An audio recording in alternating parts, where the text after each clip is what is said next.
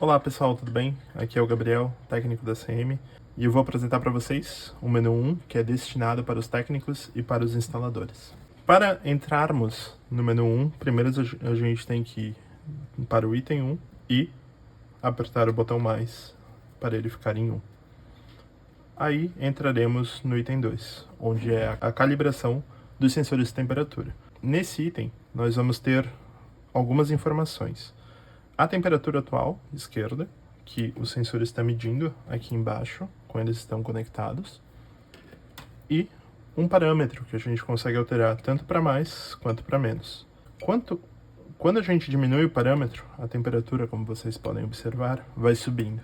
Quando a gente diminui o parâmetro, a temperatura vai descendo. De fábrica, esse parâmetro vem em 33. Mas sempre que é feita a instalação ou até mesmo alguma troca de sensor ou até mesmo alguma troca de cabo, esse parâmetro deve ser calibrado novamente. Para calibrar ele, o ideal é sempre ter um termômetro junto com o instalador ou com o técnico de mercúrio, no qual a gente vai aferir a temperatura que está dando mercúrio e vai mudar o parâmetro até a temperatura estar igual à do termômetro. No item 2, a gente faz a calibração do sensor esquerdo. No item 3, a gente faz a calibração do sensor direito. Esses sensores eles ficam dentro dos nossos sensores de ventos. Indo para o item 4, a gente tem os modos de arejar.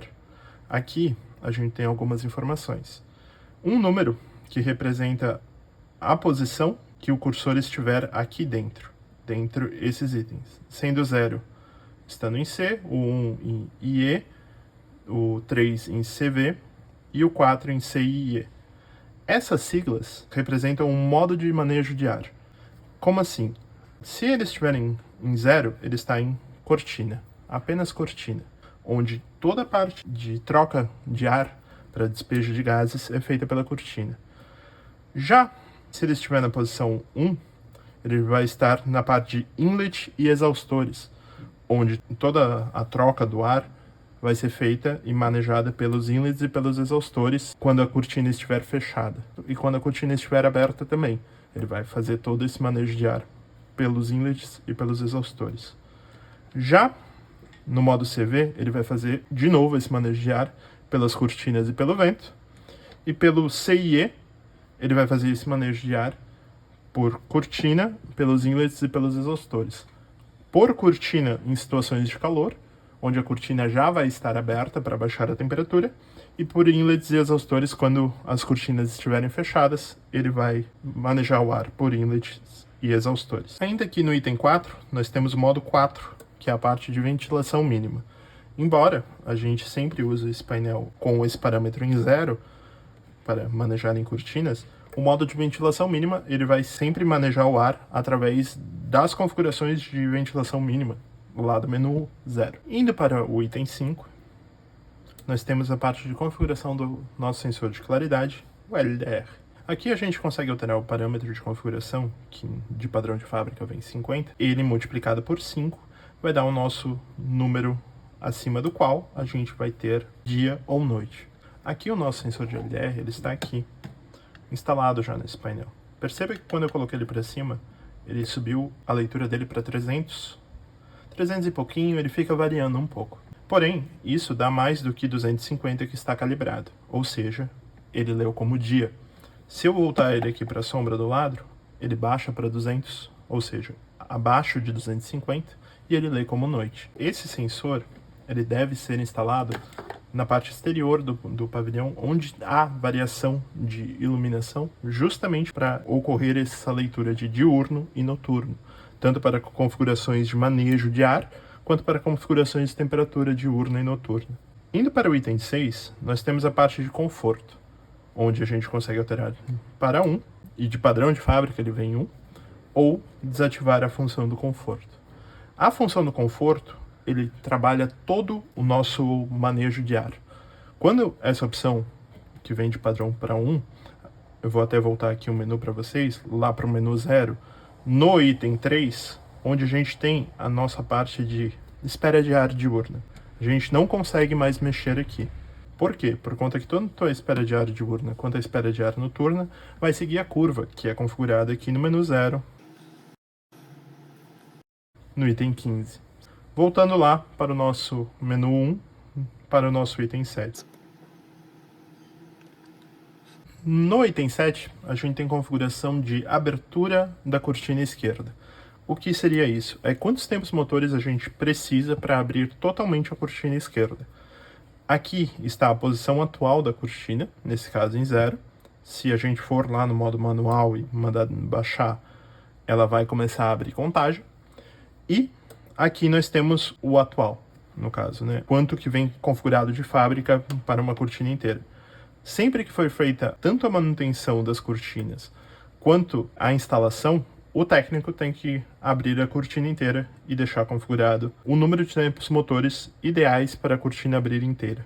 No item 8, a gente tem a mesma configuração, porém para a cortina direita. No item 9, nós temos a configuração do bandô esquerdo, no caso, e no item 10 do bandô direito.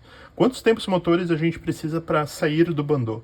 Geralmente a gente vem de fábrica 3 e geralmente é 3 mesmo, mas é sempre ideal verificar, né? No item 10 a parte do bandô direito. No item 11 a gente tem a parte de configuração de tempo motor. Quanto é um tempo motor? Um tempo motor, 15 segundos. Aqui a gente consegue configurar de 1 em 1 segundo e consegue configurar qual é o tempo do motor ligado. De fábrica, ele sempre vem em 15 segundos. O ideal é deixar em 15, porque em situações que a temperatura está acima de 3 graus ou abaixo de 3 graus da desejada, da ideal, o próprio equipamento já vai dobrar esse tempo motor para que os motores trabalhem mais tempo, para ser mais rápido, tanto a subida quanto a descida. Porém, se o cliente tem uma cortina que tem poucas voltas para descer inteiro ou algo do gênero, a gente costuma diminuir o tempo motor justamente para ele ter mais operações do motor e mais posições da cortina ao longo de uma descida. Em situações de troca de cortina ou troca do cabo de aço, enfim, e o cabo de aço ficar mais curto, essa opção pode ser diminuída para que tenha mais etapas na hora de descer ou na hora de subir. Mas a ACM recomenda que fique em 15 segundos. Caso haja alguma alteração nessa parte de tempos motores, os menus que tem as contagens de tempos motores, tanto o 10, o 9, o 8 e o 7, tem que ser calibrados novamente, tá? Porque senão provavelmente vai romper os cabos. No item 12, nós temos a parte de alongar o dia. Aqui a gente vai ter quantos minutos vezes 3, a luz do pavilhão que é ligado dentro do painel aqui no circuito de iluminação, vai ficar aceso após o nosso sensor de claridade determinar que é noite, certo? Isso é muito bom, justamente porque quando é o finalzinho da tarde ali, onde os animais têm aquela baixada de temperatura, os animais geralmente começam a consumir mais ração e comer mais. Então é muito interessante essa parte justamente para melhorar a engorda dos animais, né? E a luz vai ficar ligada, impedindo que eles durmam e vão continuar comendo, no caso. Seguindo para o item 13, nós temos a parte de configuração da sensibilidade do vento, o ajuste do vento. Aqui é quantos segundos o sensor de vento tem que estar acionado para que o painel entenda que isso é vento. Em situações onde no pavilhão sempre tem vento, sempre tem uma brisazinha, essa sensibilidade pode ser aumentada ou diminuída. É importante dizer que se deixar em 0, o vento também vai parar de funcionar, igual lá no menu 0, no item de bloqueio do vento, onde também se deixar em 0, o vento para de funcionar. Isso é proposital justamente para desligar o vento em caso de alguma manutenção, em caso de alguma quebra do sensor. Seguindo para o item 14, a gente tem a parte de ajuste do diâmetro dos hidrômetros. Hidrômetro, esses painéis todos CM12, eles têm a opção de leitura de hidrômetro. Porém, isso tem que ser cotado na hora do orçamento, justamente para que seja enviado junto e feita a instalação. O hidrômetro ele tem algumas particularidades que ele gera avisos de WhatsApp, caso haja um vazamento, ou caso haja um consumo excessivo, ou caso não haja consumo de água, justamente para o produtor ir procurar se tem algum vazamento, ou se os animais não estão tomando por algum outro motivo, por questões de doença. Então, toda essa parte é gerada. Aqui é só o ajuste do diâmetro dos canos e do hidrômetro.